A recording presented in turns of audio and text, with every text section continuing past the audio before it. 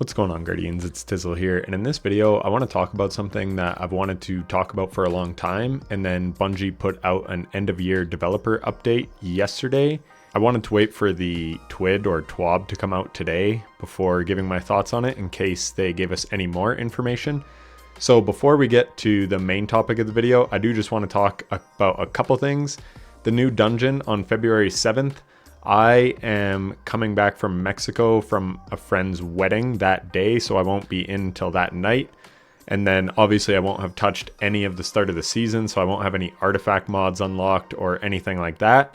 So that timing really sucks, but I am excited for my friend's wedding. But yeah, anyways, I do stream on Twitch and YouTube.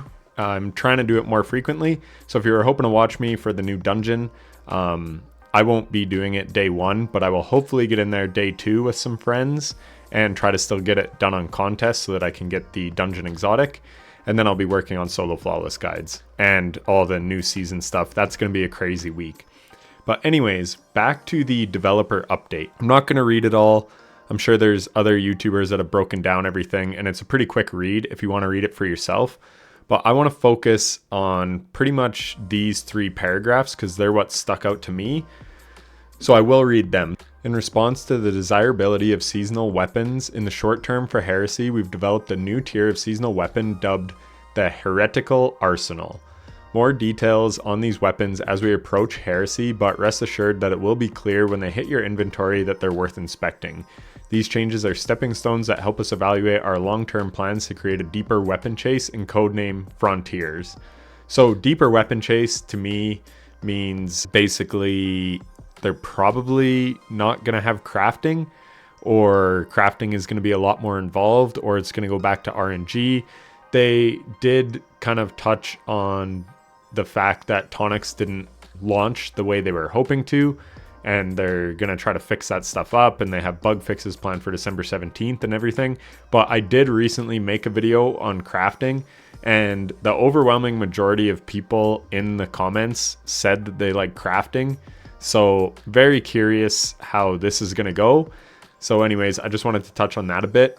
But the next thing I wanted to talk about is right here. Episodes introduced a new content cadence with acts. While there are new activities, loot, and quests rolling out at a consistent cadence, this change created lulls in our gameplay calendar at the end of an episode. So for the final weeks of Revenant, there will be a special pursuit similar to Riven's Wishes where you can complete quests to choose from a list of new and desirable rewards. So that's pretty cool if you want to wait around till the end. And then additionally, we've been evaluating feedback from Revenant's content rollout, and we've made changes to Heresy that strike a better balance between everything dropping on day one of an act versus meaningful reasons to return throughout the episode. We're taking an approach where the vast majority of the activity's content will be available on the first day of an act, and subsequent weeks will add or evolve the content based on the story. Also, we're adjusting the act rollout schedule so that there is less downtime in the gameplay calendar later in the episode. Heresy will be our last season in the episode format. The team has taken some big swings to create new activities that evolve throughout the episode and create big secrets to uncover on the Dreadnought. So this really stood out to me because I, for the longest time, have fucking despised Timegating. It is the most obnoxious thing in the game, and it's something that I've thought about really since Season of Plunder.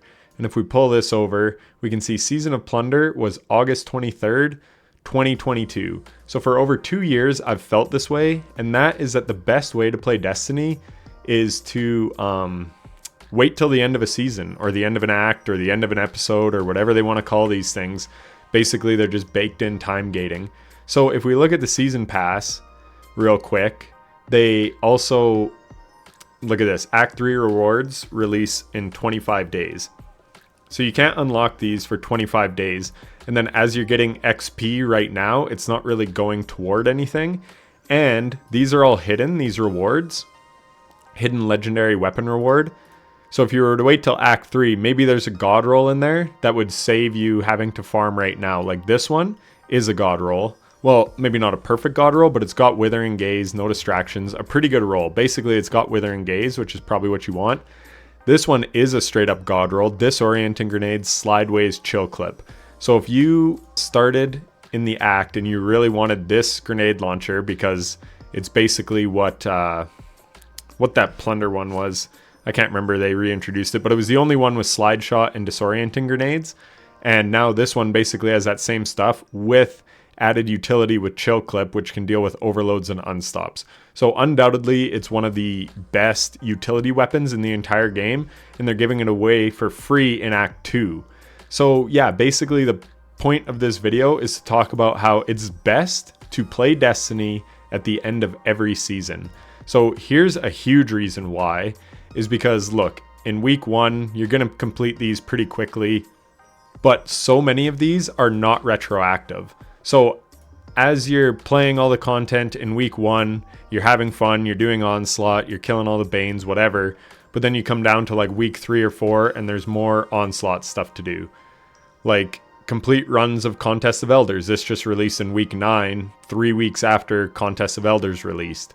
So I have 0% progress towards this, even though I've ran a bunch of Contests of Elders. So that's what I'm saying, is your time is not respected if you play at the start of the seasons, but it would be super respected if you play at the end of the seasons, because this isn't even all of them. I can't remember, last episode it went to like week 16 or 17. They don't go to the very end of the season, but they go pretty far. So anyways, that is another reason why it's really good to wait, because you could level up super fast and you're going to be completing so many of these, even if you run like a little gambit. I always wait until these are pretty much all out before I run any gambit, and then I wait for the double infamy week, and then I just go ham on gambit so that I can get a couple resets in to get the ornament for the seasonal weapon and guild my dredgen and all that stuff.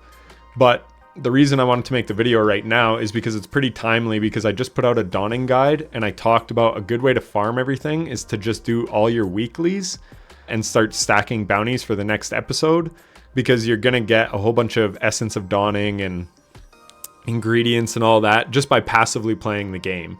You don't have to do anything in particular, so doing all these weeklies will progress you nicely.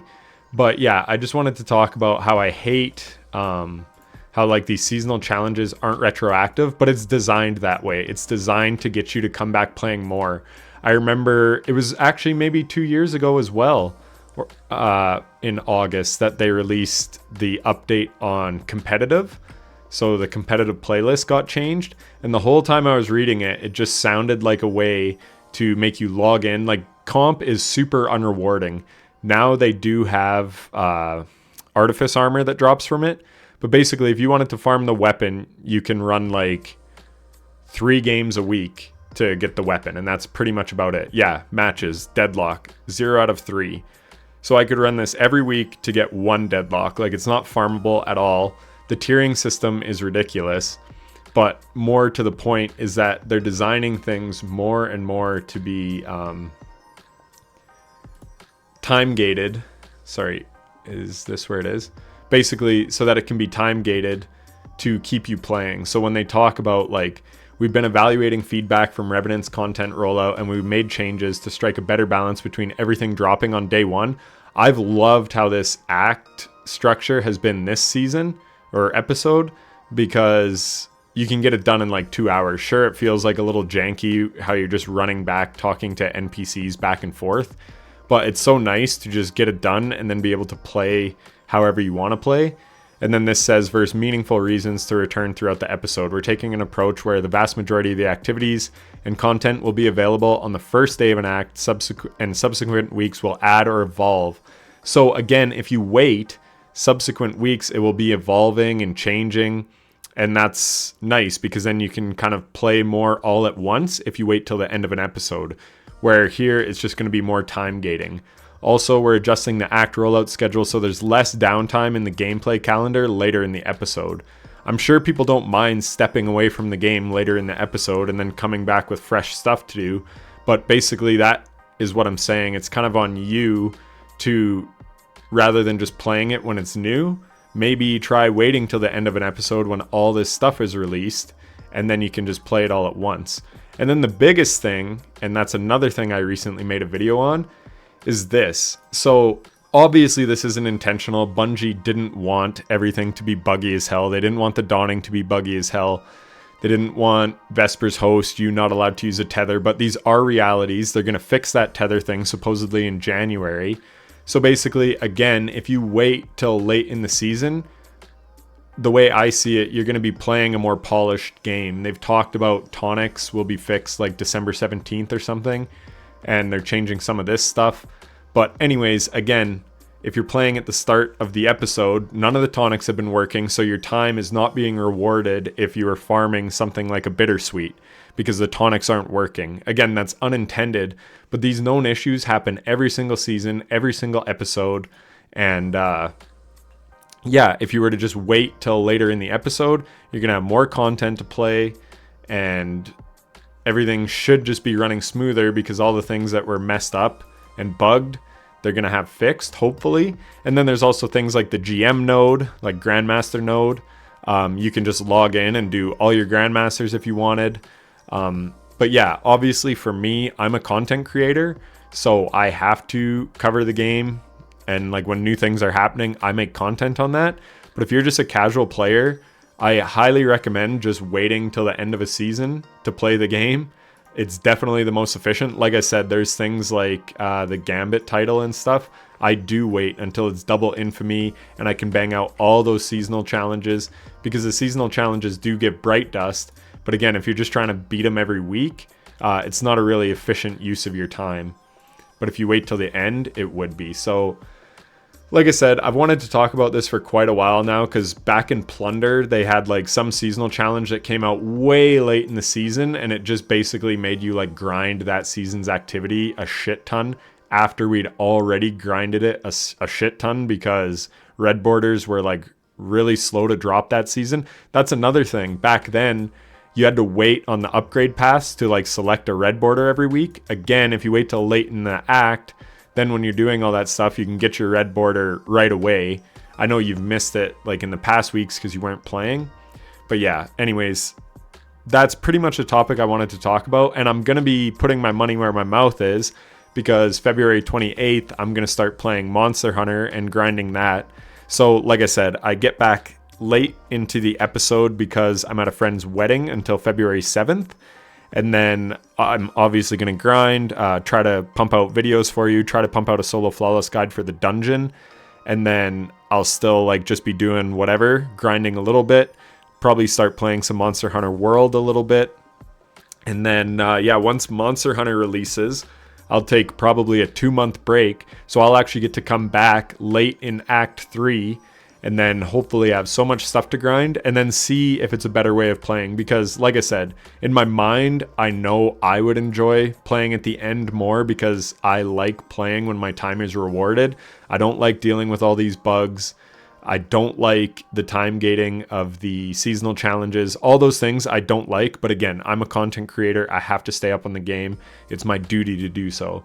But yeah, that's just my advice to you guys. Maybe wait till later in Act 3, and then even in the future, because they clearly state it in this developer update that they want to start doing that in their whatever the new content structure is going to be after episodes.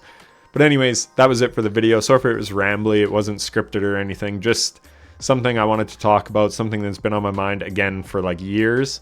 And yeah, let me know what you guys think about that. Oh, and in the description, there is a link to my Twitch and Discord. My Twitch chat was telling me I should start plugging that more, because lots of people don't know that I have a Discord and Twitch and stuff. So if you're still here, then maybe you're a fan of the channel and you're interested in that. So check those things out. Anyways, I'll catch you in the next one. Take care.